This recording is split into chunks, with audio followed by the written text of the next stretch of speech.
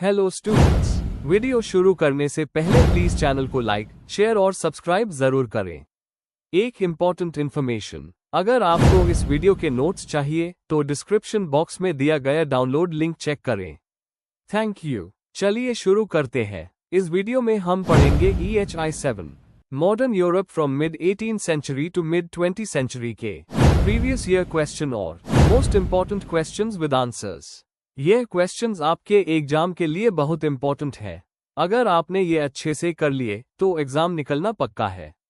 Let's begin. Question 1, define colonialism and imperialism. Discuss the various stages of colonialism. Question explanation. इस question में हमें सबसे पहले colonialism और imperialism की क्लियर डेफिनेशंस देनी है। उसके बाद हमें colonialism के अलग अलग हिस्टोरिकल स्टेजेस एक्सप्लेन करने हैं, जिसमें उनकी खासियत, समय अवधि और एग्जाम्पल्स बताने हैं। आंसर। इंट्रोडक्शन। colonialism और imperialism टू ऐसे इंटरकनेक्टेड कॉन्सेप्ट्स हैं जिन्होंने मॉडर्न एरा में दुनिया का नक्शा बदल दिया। colonialism का मतलब है किसी दूसरे देश पर राजनीतिक कंट्रोल जमा कर उसके रिसोर्सेस का एक्सप्लॉयटेशन करना।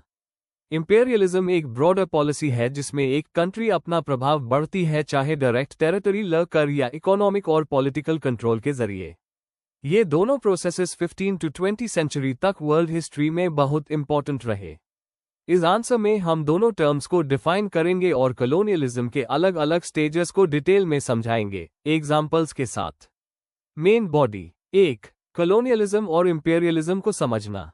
colonialism लैटिन शब्द कलोनिया से आया है, जिसका मतलब है सेटलमेंट। डायरेक्ट कंट्रोल और सेटलमेंट के साथ होता है। Example, British rule in India, Spanish colonies in Latin America. Imperialism ज्यादा ब्रॉड कॉन्सेप्ट जिसमें पॉलिटिकल, इकोनॉमिक या कल्चरल कंट्रोल होता है। डायरेक्ट टेरिटरी लेना जरूरी नहीं होता। एग्जाम्पल, 20th सेंचुरी में यूएस का लैटिन अमेरिका पर इन्फ्लुएंस। डिफरेंस, colonialism में सेटलमेंट और डायरेक्ट गवर्नेंस होता है, जबकि इंपेरियलिज्म में इनडायरेक्ट कंट्रोल भी हो सकता है। 2. पहला stage mercantile trading colonialism 15 to 18th century. Nature, trade routes और प्रेशियस मेटल्स, स्पाइसेस पर कंट्रोल लेना मेन एम था। कॉलोनीज रॉ मटेरियल्स देती थी और फिनिश्ड गुड्स लेती थी। Countries, Portugal, Spain, Holland, Britain, France. Examples, Goa पर Portuguese control, Spanish rule in Mexico and Peru. Economic policy, mercantilism सोना चांदी जमा करना और सिर्फ मदर कंट्री के साथ ट्रेड करना। 3. दूसरा stage industrial capitalist colonialism late 18 to late 19th century. Nature, industrial revolution के बाद रॉ मटेरियल्स और मार्केट्स की डिमांड बढ़ गई। चेंजेस, ज्यादा रिसोर्स एक्सप्लॉयटेशन, रेलवेज, प्लांटेशंस और माइंस का विकास। Examples, British expansion in India, French rule in Indochina. Economic policy, free trade का नाम लेकर भी कॉलोनीज पर कंट्रोल बनाए रखना। 4. तीसरा stage monopoly finance capital colonialism late 19 to mid 20th century.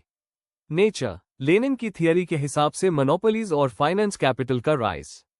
Imperial powers के बीच intense competition. Features, large scale investments और मिलिट्री बेसिस का setup. Examples, Berlin conference 1884 to 85 के बाद अफ्रीका का पार्टीशन, यूएस का फिलीपींस पर कंट्रोल। इम्पैक्ट, वर्ल्ड वॉर 1 के रीजंस में से एक, कलोनियल राइवलरीज। 5. चौथा stage neo colonialism mid 20th century onwards, complete understanding के लिए जरूरी। नेचर, डायरेक्ट रूल के बजाय इकोनॉमिक और cultural control. Examples, IMF, world bank policies का डेवलपिंग नेशंस पर प्रभाव। MNC का रिसोर्स रिच देशों पर कंट्रोल। कंक्लूजन, colonialism और imperialism ने दुनिया के इकोनॉमिक, सोशल और पॉलिटिकल सिस्टम्स को डीपली शेप किया।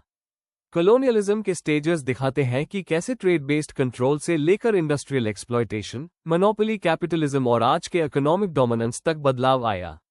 आज के ग्लोबल इनइक्वालिटीज की जाद इन्हीं हिस्टोरिकल प्रोसेसेस में है। If you need the notes of this video, there is a download link in the description box. Be sure to check it out. Thank you. Let's see the next question. Question 2. Analyze the circumstances that led to the Second World War. Question explanation. इस question में हमें यह समझाना है कि कौन से political, economic और आइडियोलॉजिकल फैक्टर्स ने 1939 में वर्ल्ड वॉर 2 के शुरू होने का रास्ता बनाया। इसमें ट्रीटी ऑफ वर्साई का असर, डिक्टेटरशिप्स का राइज, लीग ऑफ नेशंस की फेलियर, अपीजमेंट पॉलिसी और ग्लोबल इकोनॉमिक प्रॉब्लम सब कवर करने होंगे। Answer. Introduction. Second world war 1939 to 1945 इंसानी इतिहास का एक सबसे खतरनाक और विशाल युद्ध था जिसमें दुनिया के ज्यादातर देश शामिल हुए। इसका कारण एक सिंपल इवेंट नहीं था, बल्कि पहले वर्ल्ड वॉर के बाद के अनरिजॉल्व्ड इश्यूज, टोटलिटेरियन रेजीम्स की अग्रेसिव पॉलिसीज और कलेक्टिव सिक्योरिटी की फेलियर थी। ट्रीटी ऑफ वर्साई ने जर्मनी में गहरी नफरत पैदा की। साथ ही जर्मनी में नात्सीइज्म, इटली में फैशिज्म और जापान में मिलिटरिज्म ने पॉलिटिकल एनवायरनमेंट को और अनस्टेबल बना दिया। इस आंसर में हम उन सभी सर्कमस्टांसेस को डिटेल में समझेंगे जो वर्ल्ड वॉर 2 की शुरुआत का कारण बने। Main body. 1. Treaty of Versailles का विरासत 1919। वर्ल्ड वॉर 1 के बाद 1919 में ट्रीटी ऑफ वर्साई साइन हुई, जिसमें जर्मनी पर बहुत कठिन शर्तें लगाई गई, जमीन छोड़ना, मिलिट्री लिमिट और भारी वॉर रेपरेशंस। जर्मन्स ने इस ट्रीटी को डिक्टेट कहा, जो उनके लिए नेशनल इंसल्ट थी। ये गुस्सा और ह्यूमिलिएशन एक्सट्रीमिस्ट आइडियोलॉजीज जैसे नात्सीइज्म के लिए एक स्ट्रॉन्ग ग्राउंड बना। 2. टोटलिटेरियन रेजीम्स का उभराव। जर्मनी। एडोल्फ हिटलर ने पब्लिक एंगर का फायदा उठाया, वर्साई ट्रीटी को तोड़ने, सभी जर्मन्स को यूनाइट करने और ईस्ट में लेबेन्सराम के लिए एक्सपेंशन का वादा किया। इटली। मुसोलिनी ने फैशिस्ट डिक्टेटरशिप एस्टैब्लिश की, रोमन एम्पायर को रिवाइव करने और अफ्रीका बॉल्कन्स में एक्सपेंड करने की सोची। जापान। मिलिटरिस्ट्स ने ईस्ट एशिया पर कब्जा करने की पॉलिसी बनाई, मंचूरिया 1931 और चीन 1937 पर अटैक किया। इन रेजीम्स का कॉमन फीचर था अग्रेसिव नेशनलिज्म, मिलिटरिज्म और एक्सपेंशन। 3. लीग ऑफ नेशंस की असफलता।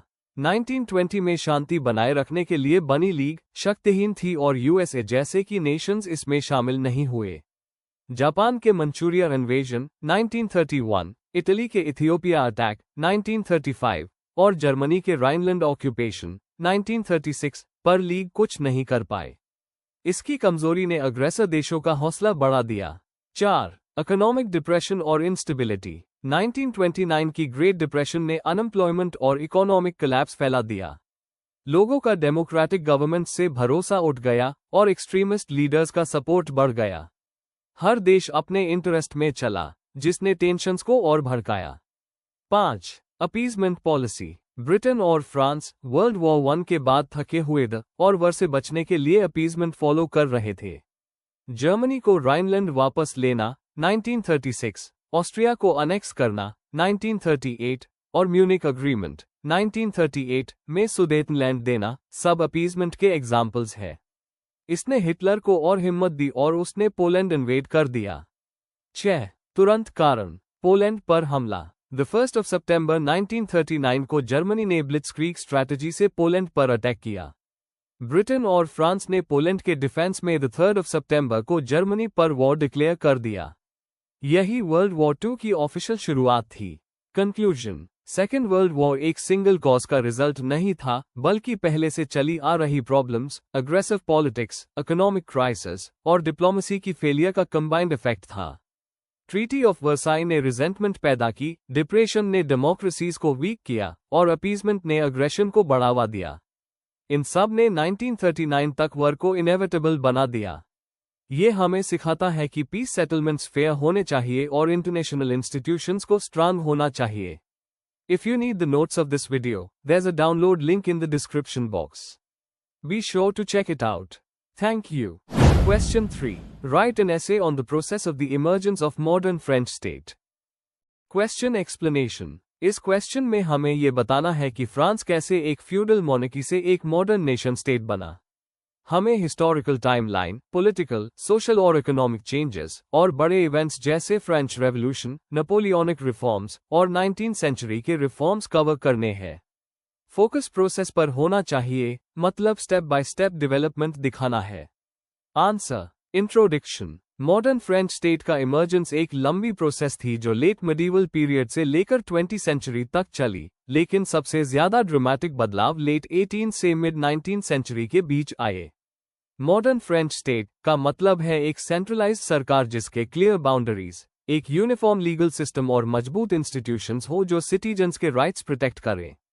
इस ट्रांसफॉर्मेशन में फ्रेंच रेवोल्यूशन, नेपोलियनिक रिफॉर्म्स और 19th सेंचुरी की पॉलिटिकल एक्सपेरिमेंट्स का बहुत बड़ा रोल था। Main body 1. France before modernisation, ancient regime का जमाना, फ्यूडल और मोनार्किकल सिस्टम। रेवोल्यूशन से पहले फ्रांस एंशिएंट रेजीम के अंडर था, एक एब्सोल्यूट मोनार्की जहां बर्बन किंग्स रूल करते थे। सोसाइटी 3 एस्टेट्स में डिवाइडेड थी, क्लर्जी, नोबिलिटी, कॉमनर्स, जहां पहले 2 एस्टेट्स को प्रिविलेजेस मिलते थे और तीसरे को ज्यादा टैक्सेस देने पड़ते थे। डिसेंट्रलाइजेशन और इनइक्वालिटी, लोकल लॉर्ड्स के पास बहुत पावर थी और हर रीजन के अपने लॉज होते थे। इकोनॉमी गिल्ड्स और फ्यूडल ड्यूज से रिस्ट्रिक्टेड थी। उभरती टेंशंस, वोल्टेयर, रूसो और मॉन्टेस्क्यू जैसे एनलाइटनमेंट थिंकर्स ने मोनार्की और इनइक्वालिटी पर सवाल उठाए, जो आगे रिवॉल्यूशन का बेस बन गए। 2. फ्रेंच रेवोल्यूशन 1789 to 1799, सबसे बड़ा मोड़। मोनार्की और फ्यूडलिज्म का अंत। रिवॉल्यूशन ने फ्यूडल प्रिविलेजेस खत्म किए और लिबर्टी, इक्वालिटी, फ्रेटर्निटी के प्रिंसिपल्स एस्टेब्लिश किए। कॉन्स्टिट्यूशनल एक्सपेरिमेंट्स 1791 कॉन्स्टिट्यूशन ने कॉन्स्टिट्यूशनल मोनार्की बनाए, लेकिन जल्दी ही इंस्टेबिलिटी से फर्स्ट रिपब्लिक 1792 आ गया। Institutional reforms, matric system introduce हुआ, टैक्सेशन यूनिफॉर्म हुआ और लोकल एडमिनिस्ट्रेशन डिपार्टमेंट्स में रीऑर्गेनाइज हुआ। नेशनलिज्म, फॉरेन पावर्स के अगेंस्ट रेवोल्यूशनरी वॉर्स ने एक यूनिफाइड फ्रेंच नेशन का आइडिया मजबूत किया। 3. नेपोलियनिक ईरा 1799 to 1815, सेंट्रलाइजेशन और लीगल यूनिटी। नेपोलियन बोनापार्ट का राइज, फर्स्ट कंसल और एम्परर बनकर नेपोलियन ने पावर सेंट्रलाइज की और स्टेट को स्टेबलाइज किया। नेपोलियनिक कोड 1804, एक यूनिफॉर्म लीगल सिस्टम इंट्रोड्यूस हुआ जो फ्रांस के साथ साथ यूरोप के कई देशों में अडॉप्ट हुआ।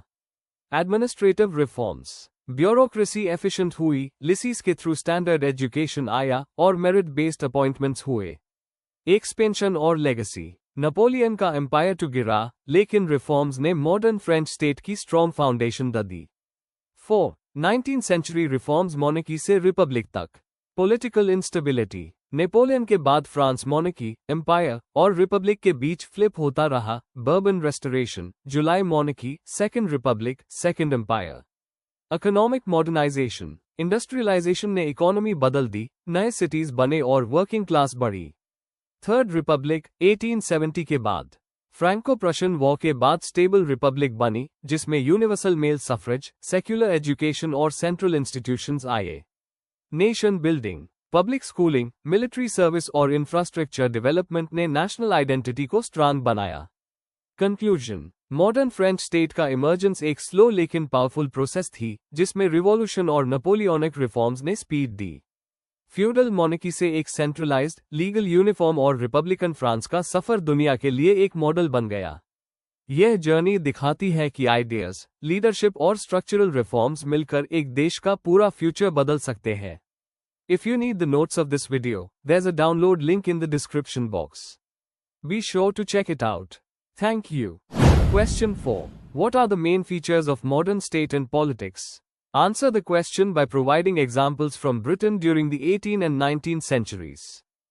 Question explanation. इस क्वेश्चन में हमें मॉडर्न स्टेट और मॉडर्न पॉलिटिक्स के मेन फीचर्स एक्सप्लेन करने हैं।